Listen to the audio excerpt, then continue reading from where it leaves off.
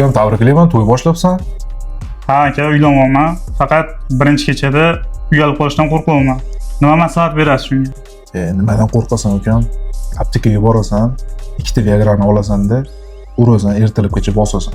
Birinchi kunda duxini olish kerak. Endi siz mahallangizdagi Shermat aka yoki Toshmat akadan maslahat so'rashingiz shart emas. Ular baribir sizga to'g'ri maslahat bera olmaydi. Endi siz to'g'ridan-to'g'ri urolog va androlog maslahatini bepul qo'lga kiritishingiz mumkin.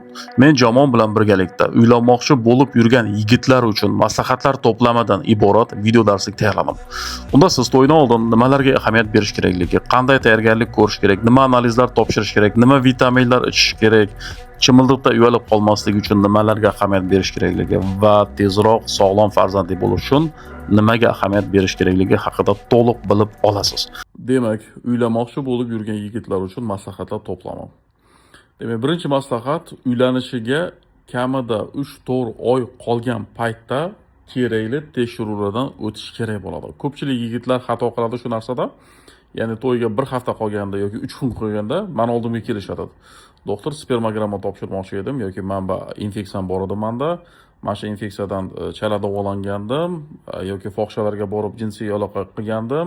Infeksiya bormi deb o'ylayapman, shubhalanyapman deb 3 kun qolganda keladi to'yga. Yo'q, unaqa qilish kerak emas. Kamida 3-4 oy oldin urolog qabuliga kelish kerak bo'ladi. Agarda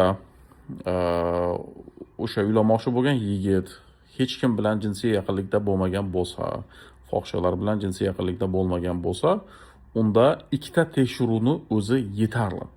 Birinchi tekshiruv, demak, UZI, jinsiy a'zolarni UZI tekshiruv, prostata bezini UZI qilish kerak bo'ladi, urug' pufaychasini UZI qilish kerak bo'ladi va mayaklarni UZI qilish kerak bo'ladi. UZI tekshiruvda prostata bezidagi har xil kasalliklar, mayaklardagi har xil kasalliklar yoki urug' pufaychasidagi har xil kasalliklarni aniqlash imkoni bor. Nimaga aynan 3-4 oy oldindan deyapman? 3-4 oy ichida qanaqadir kasallik aniqlanib qolgan taqdirda uni bartaraf qilishga, davolashga yetarlicha vaqt bo'lishi uchun. Demak, ikkinchi tekshiruv bu urug' analizi, spermogramma analizi albatta kerak bo'ladi. Spermogramma analizi bizga nima beradi? Ertaga uylangan payti farzandli bo'la oladimi? Yoki farzandli bo'lishidan muammo yuzaga keladimi? Ularni spermani harakatchanligi necha foiz, soni nechta, sperma tarkibida qanaqadir shamollashlar, yallig'lanishlar bormi? O'sha narsani bilib olish uchun sperma tahlili kerak bo'ladi. Agar sperma tahlilida muammo bo'ladigan bo'lsa, qanaqadir kamchiliklar bo'ladigan bo'lsa, buni to'g'irlash uchun ham eng kamida 3-4 oy vaqt kerak bo'ladi. O'shaning uchun demak, uylanmoqchi bo'lgan yigitlar uchun albatta ikkita tekshiruv qilinishi kerak. To'yga 3-4 oy oldin UZI, jinsiy a'zolar UZI tekshiruvi va spermogramma tekshiruvi. Agarda o'sha yigit, uylanmoqchi bo'lgan yigit qachondir kimlar bilandir, tanimagan odamlari bilanmi yoki fohishalar bilanmi himoyalanmagan jinsiy yaqinlikda bo'lgan bo'lsa, albatta tekshirtirish kerak bo'ladi infeksiya bor yo'qligiga. Infeksiyalarning turlari ko'p. Gonorreya infeksiyasi bor, ureoplazma, xlamida, trichomonada, qin obyombasi kabi har xil infeksiyalar bor. Ba'zi infeksiya turlari o'zida hech qanaqa belgi qoldirmaydi yoki qachondir belgi bo'lib o'tadi yuqqan paytida va vaqtida lechini olmasa yana surunkali formaga o'tadi-da, belgilari yo'qolib ketadi va bu bola tuzaldim deb o'ylaydi. Va surunkali formaga o'tgandan keyin yoki belgisiz qonda yurgandan keyin infeksiya uylanadi, ayolga yuqtiradi. Ertaga ayol homilador bo'ladigan bo'lsa, bu bolani tushib qolishiga yoki bolani qanaqadir nuqsonlardan tug'ilishiga sababchi bo'lishi mumkin bo'ladi. Demak, mana shu 3 ta analiz kerak. Hamma uchun infeksiyaga shart emas, lekin hamma uchun UZI bilan spermogramma kerak. Agar jinsiy yaqinlik bo'lgan bo'lsa, infeksiyaga tekshirish kerak bo'ladi. Xo'p, endi to'ydan oldin men tavsiya beradigan vitaminlar va dorilar. Ko'pchilik men oldimga keladi, qaysidir doktor menga shamollashgan lechini yozib berdi to'ydan oldin yoki kalsiy xlor qizdiradigan dori yozib berdi yoki prostata bezimga massaj yozib berdi yoki shunga o'xshash narsalarni yozib berdi deb aytadi. Yo'q, men hammaga bir xilda mana shu narsani olish kerak deb tavsiya bermayman mutaxassis sifatida.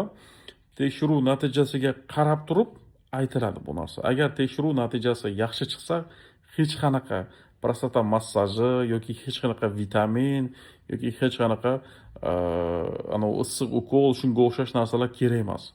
agarda uzida qanaqadir kamchiliklar topilsa yoki urug' analizida kamchiliklar topiladigan bo'lsa, unda tavsiya beriladi. Prosto profilaktika uchun vitamin ichib yuraman deydigan bo'lsanglar, unda omega 3 ichsanglar bo'ladi, vitamin E ichsanglar bo'ladi. Bu urug'ning foizini ko'tarishga yordam beradi va testosteron miqdorini ko'tarishga yordam beradi va immunosink ichsanglar bo'ladi, rux mikroelementini. Bu ham testosteronni va urug'ni ko'tarishga yordam beradi. Demak, vitamin E, omega 3, rux ichib yursanglar bo'ladi. 1-2 oy qolgan to'yga. Xo'p, endi chimildiq masalasiga keladigan bo'lsak, chimildiq masalasida ko'pchilik va iloji boricha man birinchi to'yim kuni Viagra ichsam bo'ladimi yoki Sildenafil dorilar ichsam bo'ladimi? Ichimlik ichishni ham tavsiya bermayman, ya'ni necha marta jinsiy qilish kerak. Prosto o'zini tinchlantirish kerak. Men unaqa dorilar tavsiya bermayman va uzoq muddat jinsiy aloqa hech qanaqa dori kerak emas. Prosto bu yerda odam o'zini hayajonni bosib olishi yetadi. Sababi birinchi kechada ayollarda o'sha o'zini tinchlangan holatda jinsiy pardasi yirtilgandan keyin ichimliklar ichadi, hayajonni bo'ladi, unaqa narsa tavsiya uzoq muddat jinsiy dorilar bermayman. Bu og'ir oqibatlarga hayajonni bosish 2-3 kun kutiladi, shundan keyin keyingi jinsiy aloqa uyalmasdan qilinsa bo'ladi. Jinsiy aloqaga kirishish kerak bo'ladi. Unda ham ana ertalabgacha jinsiy aloqa. Mana yana so'raladigan narsa o'sha to'ydan keyin tezroq farzandli bo'lish uchun bir marta tez homilador bo'lishi nimaga e'tibor berish kerak deb so'rashadi. Nima ichib yurish kerak, nima vitamin ichish kerak. Agarda spermogramma analizi yaxshi chiqqan bo'lsa, o'zingizda hech qanaqa kasallik aniqlanmagan bo'lsa, hech qanaqa dori kerak emas. Agarda kamchilik bo'lsa spermogrammada, unda albatta kamchilikni nimaligiga qarab turib, nima kasalligiga qarab turib mutaxassis yozib beradi doimo. Va yana bitta ko'p keladigan savollardan bittasi menga o'sha ayollar tez homilador bo'lish uchun oyni qaysi kunlari jinsiy aloqada qilish kerak, haftasiga necha marta bo'lish kerak, через день qilish kerakmi yoki har kun qilish kerakmi deb so'rashadi uylanmoqchi bo'lgan yigitlar. Buni bilish uchun bitta narsaga ahamiyat berish kerak. Hayz sikli ayollarniki necha kunda keladigan bo'lsa, masalan 30 kunda, har 30 kunda keladigan bo'lsa, o'sha 30 ni 3 ga bo'linadi. 10 dan. Va o'rtadagi 10 kunlikda har kuni bir marta qo'shilganda follikula yetiladigan kuniga to'g'ri keladi va tezroq homiladorlikka erishish mumkin.